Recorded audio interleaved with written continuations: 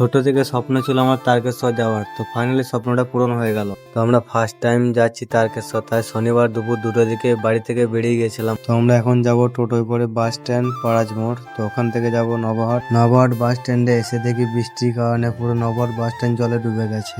নবাহাট থেকে আমরা চলে আসছি বর্ধমান রেল স্টেশনে। তো এখান থেকে আমরা যাব শেওড়াফুলি। আধা ঘন্টা অপেক্ষা করার পর আমাদের ট্রেন চলে আসে। 3 ঘন্টা জার্নি করার পর ফাইনালি আমরা পৌঁছে যাই শেওড়াফুলি রেল স্টেশনে। আমরা ফার্স্ট টাইম যাচ্ছি তারকেশ্বর, রাস্তাঘাট কিছুই চিনি না, তাই সবাই যেদিকে যাচ্ছে তাদের পিছু পিছু আমরাও যাচ্ছি। হাঁটতে হাঁটতে দেখি রাস্তার দুই পাশে বাঁক থেকে শুরু করে বাঁক সাজানোর জিনিসপত্র আরো নানা রকম জিনিসপত্র বিক্রি হচ্ছে। কিছুক্ষণ হাঁটার পর ফাইনালি আমরা পৌঁছে যাই নিমাইতুতো ঘাটে।